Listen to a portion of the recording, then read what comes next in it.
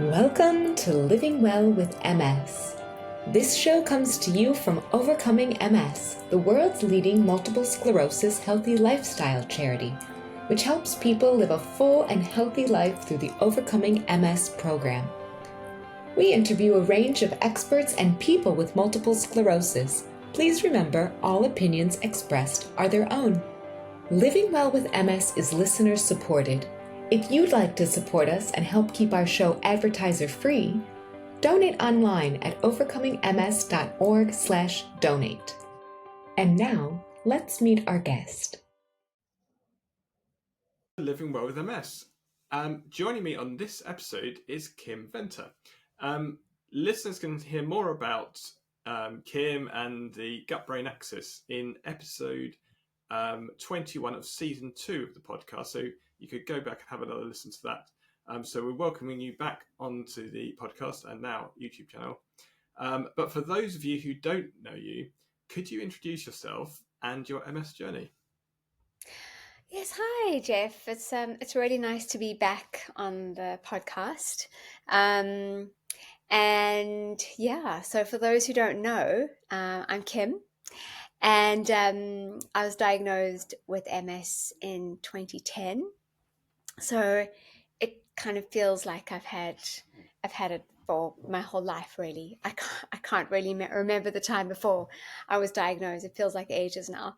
And yeah, it was a bit of a build-up. I experienced symptoms of numbness for a couple of years before I decided to go and get it checked out. Then got the MRI, got the splendid news that my life was going to change, and then yes, I kind of stuck my head in the sand for 6 months, really. Just kind of pretending I didn't have it, pretending everything was fine. And then it just wasn't, and my symptoms were increasing. And that's when I decided to take some real action. Contacted a natural nutritionist, and then completely rehauled my diet. And I pretty much changed everything all at once. So I gave up sort of all the anti-inflammatory foods and started eating so much more of, just the natural foods. And within a couple of weeks, all my symptoms were gone and I felt so much better. I had so much more energy.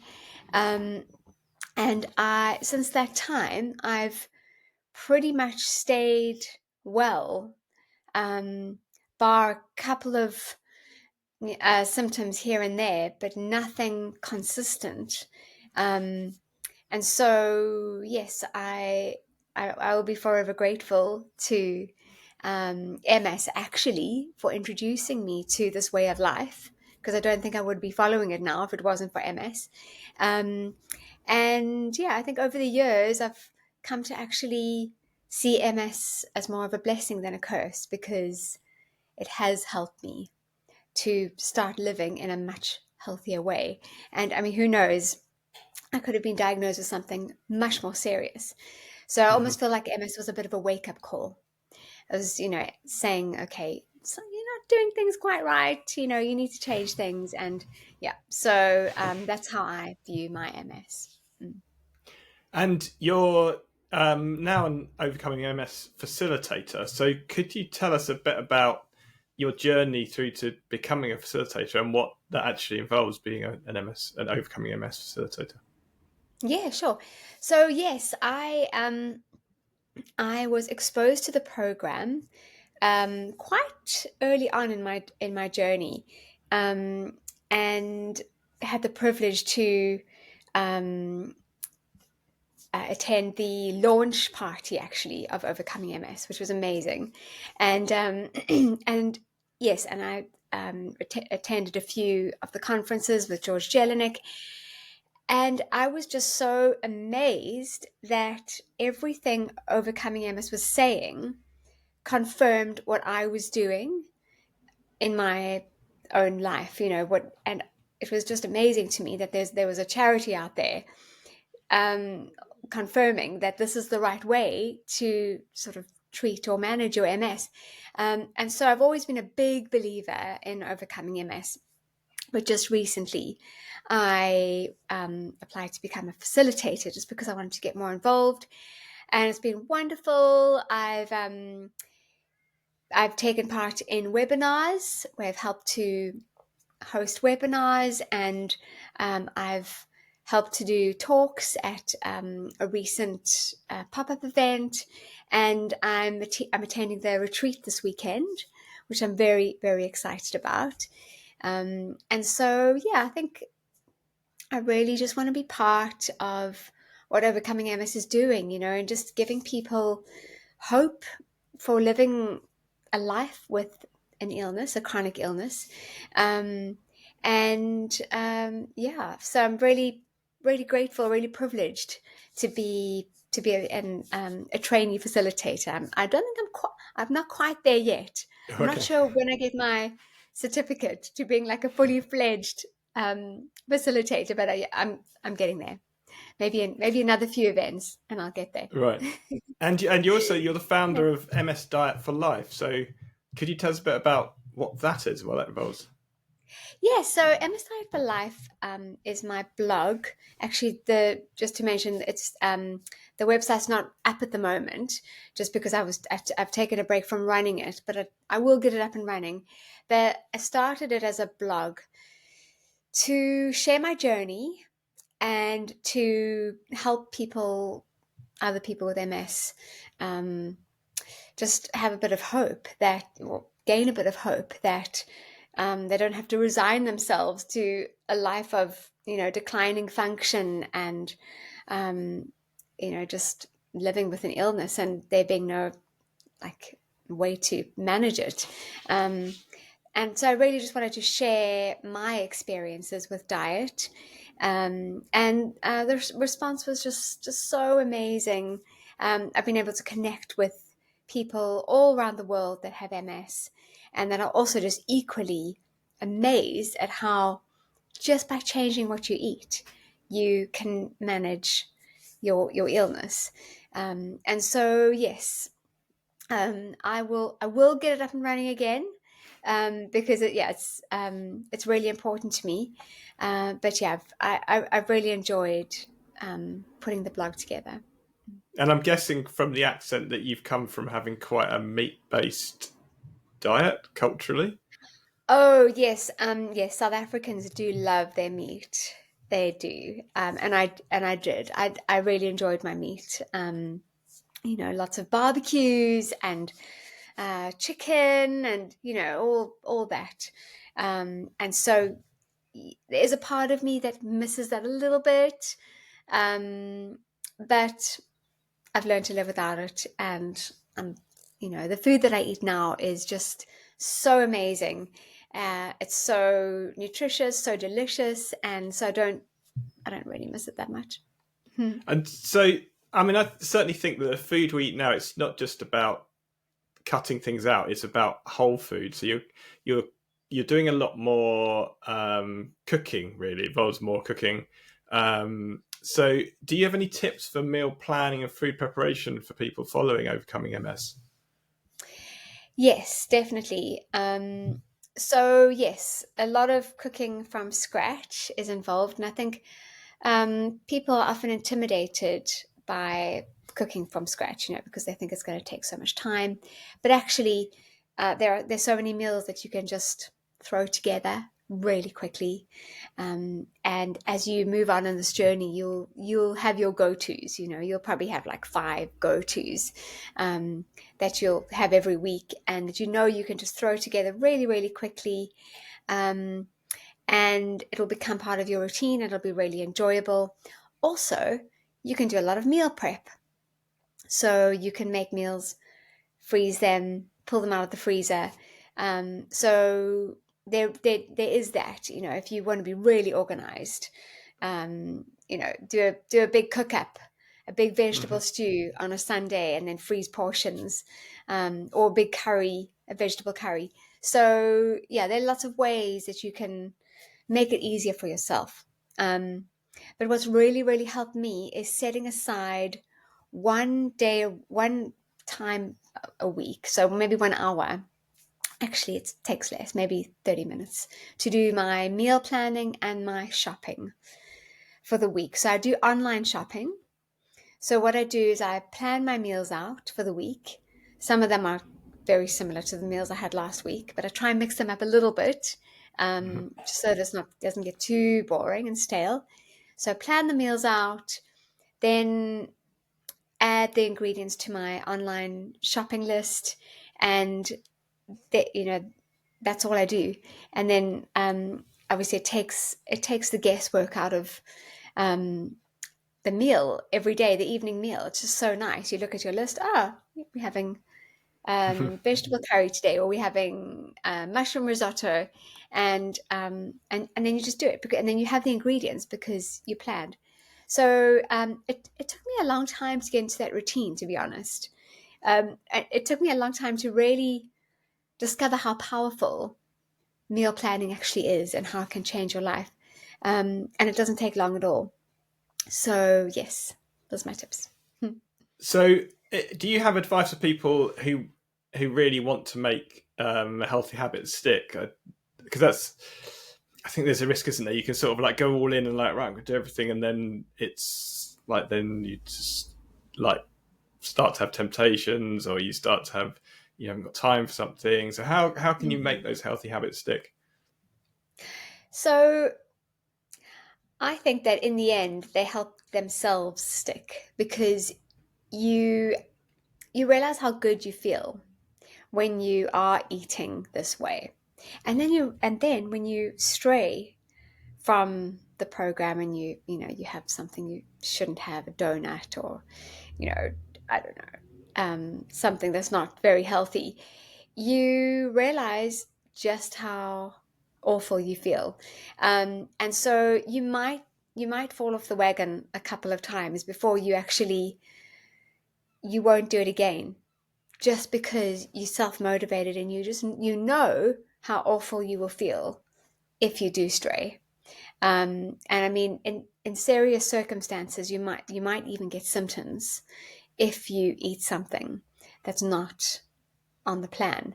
And so, well, I mean, that often happens. If that would happen to me, if I ate something that I that's not on the plan, I might get a little patch of numbness on my leg, and I don't want that. And so, even though I'm tempted, I just won't do it. Mm-hmm. The other thing is that if you do have something that is not on the program, don't beat yourself up about it. Just start again the next day. So yeah, that's really my advice. Just don't beat yourself up about it. Just start again the next day. Every day is a new opportunity. So yeah, it is. It's in the beginning. It's a little bit of stop, start. But you get into it after a couple of Yeah, I months. mean, I thought that I didn't deliberately fall off the program, but I did have cheese by mistake because it was an ingredient that I didn't realize, and it's actually a restaurant, and they thought they were going to kill me. So first thing I had to say is no, I'm not going to go into shock and die in the next 5 minutes. You don't have to call an ambulance, but Yes. however, it is a bit annoying. But anyway, but it Mm, was more like, well, I wasn't getting a relapse every single day before, so it's more mm, that probably I'll be absolutely fine, and it probably won't do anything mm, at all. And it's just as long as I stay generally healthy, then it will be absolutely fine. But yeah, it's not like mm, people with MS weren't getting relapses continuously when they were having, if they weren't doing any of the things when they had a bad diet, they weren't doing any stress relief, they weren't taking any DMTs. So mm. it's just we just got to put ourselves in the best opportunity, haven't we, to be healthier? I think. Exactly. Yeah, and as long as you're following it sort of like 90% of the time, um, you'll be fine. Obviously, you want to aim for 100%, definitely. Mm. But yes, definitely don't beat yourself up if you have had something that's not quite right, because often people get really demotivated and they think, oh, I can't do this, I can't stick to it, I have no discipline, I'm just gonna go back to my old way of eating because I was actually okay when I was, you know. Mm. But I think what you don't realize is that, um, further down the road, if you keep eating like that, the symptoms will start to creep up. Yeah. So yes. And just to go away from diet, the meditation pillar is being expanded so much. So it's not just mindfulness; it's going to be all forms of stress reduction. So, um, what would that include? What are sort of mindful activities that you can do? I love going for a walk every morning. That's one of my biggest mindful activities. Just, first of all, it's movement, Hmm. which I find actually it's healing. It's gentle movement, so it's very healing for my body. It wakes me up in the morning, um, and then it gives me time to process what's going on in my life, which has the function of reducing stress and overwhelm. And I do find that if I am stressed, I also have the possibility of getting more symptoms. So that walk is really, really important for movement and for mindfulness. Just also being out in nature, it's a wonderful healing, mindful thing. So I do that, and I do 10 minutes of guided meditation every day, which I love. And then I do watercolor painting. So I find that is a wonderful tool for mindfulness because you can't think of anything else other than what you're doing. You Hmm. know, your mind doesn't stray. Like even meditation, your mind strays. You start thinking about all sorts of other things, and you have to catch yourself and bring yourself back constantly. But with painting, your mind doesn't do that, so it gets a complete break. So yes, I love painting. I think a lot of What? activities are like that. Lots of sports as well. I mean, I came from a Mm, background of lots of sports and doing outdoor sports like rock climbing or snowboarding, or you have to yes, be thinking of exactly what yes, you're doing, mm, because if you don't, you'll exactly. fall, or whatever it could be. It could be a game of football, or you're having to Yeah, think about. You're being mindful because you have to, because that's what you're doing. But it's the same, yeah. Any activity really, anything yeah, artistic, you're exactly. thinking about that process. Could be playing the guitar, could be painting. You think about those Exactly. things all the So time, aren't you? it's good. I'd It's love to be a good. good enough Yeah, guitar player to not think about playing the guitar. exactly. Me too. um, and so to go on to another one, DMT is medication. So what are your thoughts on medication? Are you pro medication, anti medication, or how do you think about that? Yeah, so for a long time, I didn't want to take medication. I think I was nervous about the side effects, and I thought, well, I'm doing okay. Just with changing my diet and my lifestyle, I'm doing okay. Um, and after chatting with my MS nurse one day, she said she was just so lovely, and she said, it just really is just a safety net, and what we really want to do with the medication is to prevent future damage. It's an insurance policy. That's what she said. And there was some new medication coming out, cladribine, and it sounded it sounded like the right medication for me. And so I have gone the medication route. I've now had my first sort of dose of cladribine. Hmm.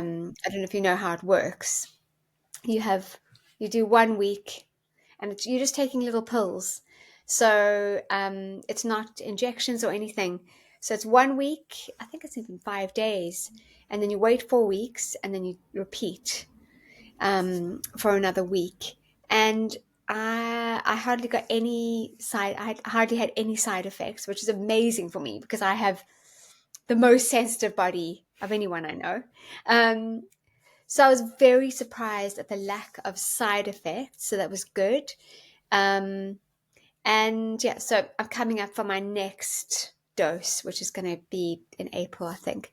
And I don't regret taking it. If I can do something else to help myself stay well, I've still got I've got many years ahead of me that I need to be working. I need to be contributing to the family.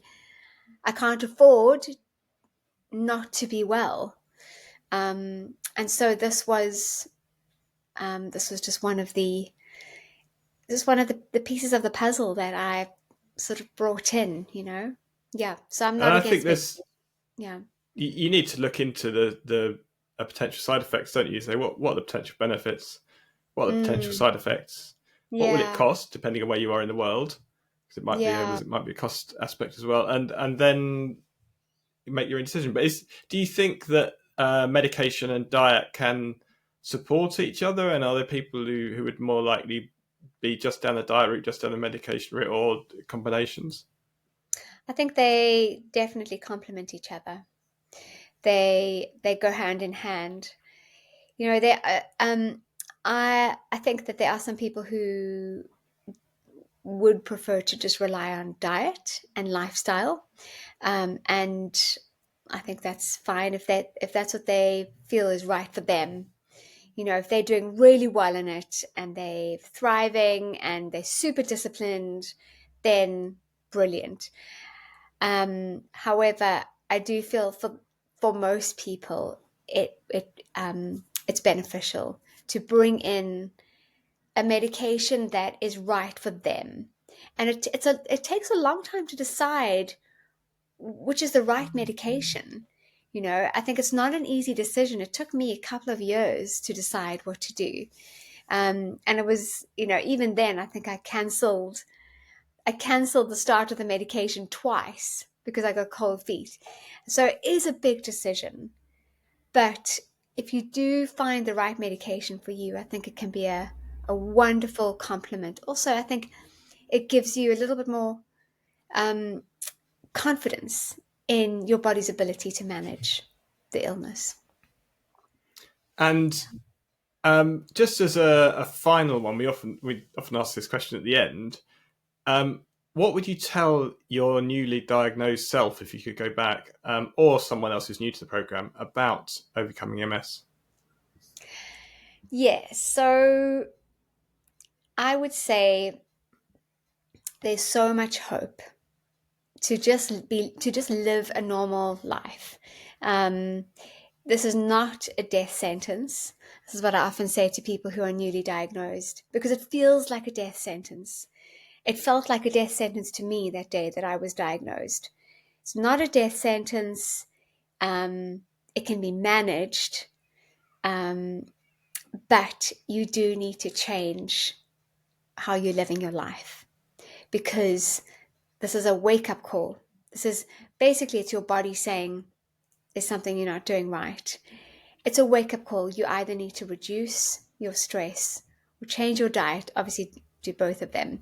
But I would say change your diet as soon as possible. Don't wait like I did. Don't wait 6 months. Just go for it. Go for it. You've got nothing to lose. It is the most wonderful. It's the most wonderful world that you walk into. I remember almost feeling like I could see colors more vividly. Everything changed for me when I changed my diet. So yes, there's lots of hope. Diet is wonderful. You are going to feel better. And yeah, that's what I'd say. Okay, and with that, thank you very much for joining us, Kim Vetner. It's been such a pleasure. Thanks, Jeff. Thank you for listening to this episode of Living Well with MS. Please check out this episode's show notes at overcomingms.org/podcast. You'll find useful links and bonus information there. Don't forget to subscribe to the podcast so you never miss an episode, and please rate and review the show to help others find us. This show is made possible by the Overcoming MS community. Our theme music is by Claire and Navdean. Our host is Jeff Alex. Our videos are edited by Lorna Greenwood, And I'm the producer, Regina Beach. Have questions or ideas to share? Email us at podcast@overcomingms.org. We'd love to hear from you. The Living Well with MS podcast is for private, non-commercial use and exists to educate and inspire our community of listeners. We do not offer medical advice. For medical advice, please contact your doctor or other licensed healthcare professional.